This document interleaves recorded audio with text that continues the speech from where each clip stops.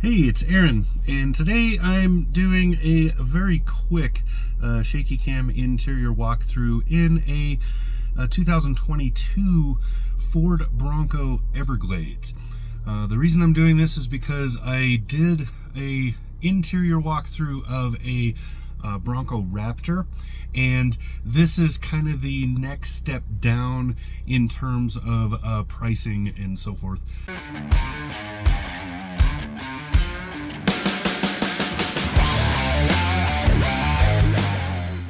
The biggest difference between these two externally is that the Everglades here does not have the wide fender flares, does not have the same tires or shocks. It does not have the bigger engine.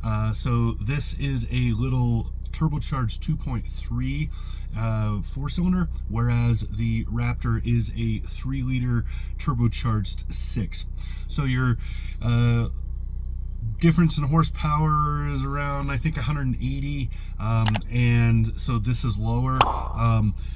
But I'll talk about that drive quality in a second, because I think that this one drives a little better. I'll explain that. But anyway, this one has the better clearance bumpers, has the worn winch on the front, and a couple other little things on the outside. It doesn't have those step-up rocker panels, so the rocker panels that are steps that are on the Raptor edition are not on this. I prefer not to have those, simply because they lower your center clearance or your breakover a little bit. So overall, these two are mates, but they're not the same. But what I want to do here is I want to talk about the differences on the interior. So I'm going to very quickly go over the interior. But first, let me address what I said about drive quality. So the Bronco Raptor is a very quick, very fun to drive machine. It has a wider wheel track. It has a wider body, of course. It has bigger tires, but not by that much. But it does have bigger tires on it, etc., etc. So on the road, it drives really, really well. Off-road also drives really well until you try to do things slow. That's where it comes in.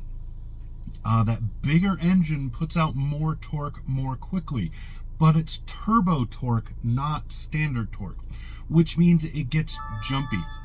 This one, however, is an engine that does not put out the same amount of power, and thus the weight of the vehicle holds it down a little more, which means it's more manageable.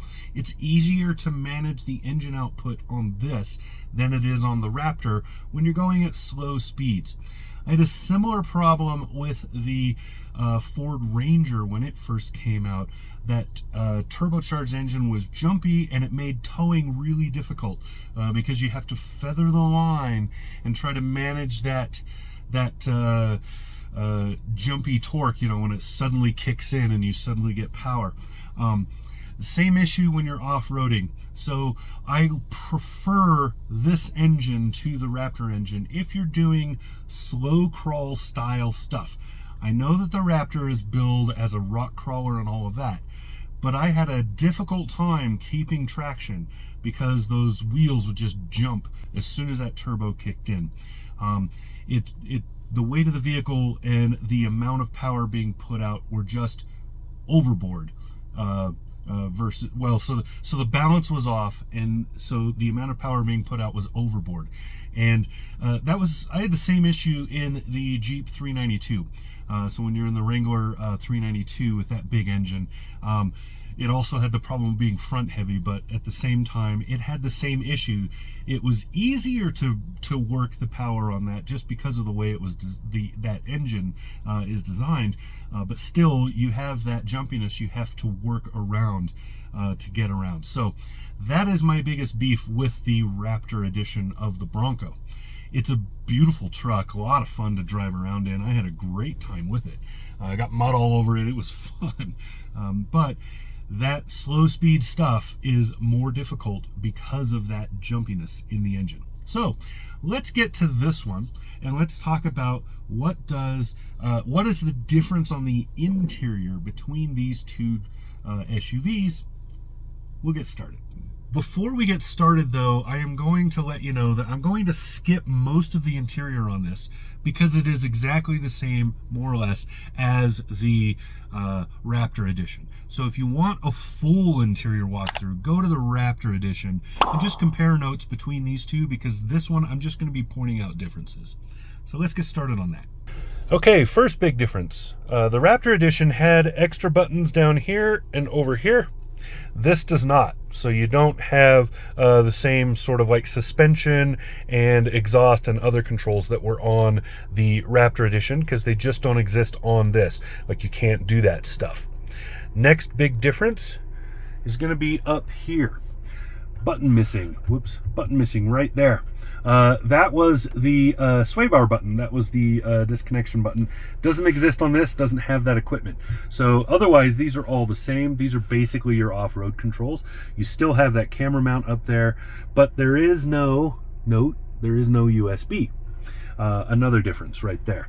Now, coming down on here, you're not going to see a whole lot of difference here. It's pretty much the same until you get here. Then you're going to see that it's not in red like the Raptor, because in your GOAT modes, or your steering modes, I'm going to have to do this left-handed, but anyway, your drive modes are different. Not by a lot, but there are a couple of things not on here. So I'm going to rotate through these and show you on the screen what they are. So on the screen, you're seeing normal mode, eco, sport, slippery, which is what we're looking at today. That's all. It's a snowy rain coming down and it is freezing. So the roads are terrible right now. Anyway, we keep going. Then you got slippery, then you've got mud and ruts, and it's trying to do a shift. Sand. So far we're all the same. Rock crawl, also the same. You note that one. Let me get back to it. You'll note the 4 low shift requires that you put the shifter in neutral, and then I've got something else to show you on the shifter. So anyway, then you go along trying to get out of the rock crawl here. I have to go back. Okay, so that's another thing. This one doesn't rotate through. You stop. Anyway, so here is your modes. So the only thing different here is that the Raptor model had one more mode, and I can't recall the name of it, but it was another rock crawling style, like hardcore off-road mode. Now let's go back to talking about this shifter. In the Raptor model, these buttons were not there. And that's because they were paddle shifters, and there are no paddle shifters on this one. So when you pull this down to manual, like that, there we go.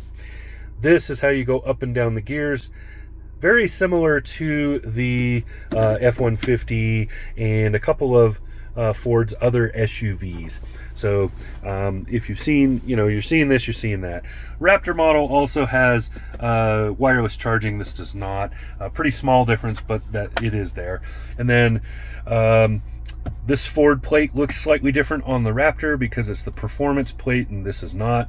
And then going through, most of the rest of this is pretty much the same. This has the same auxiliary things, has the same removable roof panels, all that stuff. That one's not all the way cooked. So for the most part, other than those few controls that I just showed you, pretty much exactly the same vehicle. This doesn't have the cool orange seat belts and other stuff, but pretty much the same all the way across, outside of the handful of little things I just showed you, and of course the stuff I talked about on the outside. So that is it. That is the difference between the Everglades and the Raptor. I would love to have this Everglades model with all the Raptor stuff except the engine. I would love to have the improved tires, the wider track. I would love to have those Fox shocks they have on there. I would love to have all that stuff, but not have the engine and other upgrades so that go with that engine. This engine is more than enough for this vehicle. Don't really need that bigger engine, and the bigger engine gets in the way when like I said, in slower off-roading. Also, love the 10-speed transmission pairing in this. It's one of the reasons that this little engine is so good for this truck. If it didn't have that 10-speed, if it was trying to work with a 4 or 6-speed transmission of 10 and 15 years ago, this would be a horrible vehicle. But because it has that 10-speed transmission, it is much more, it is handling the lower torque better and giving you much more output than you would expect from such a small engine. So wonderful setup, really like this.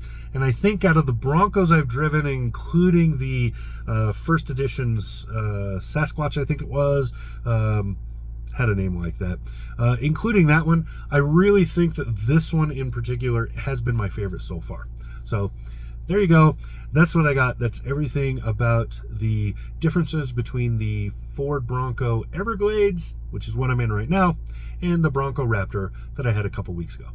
So there you go. This has been Aaron. Talk to you again soon. Subscribe.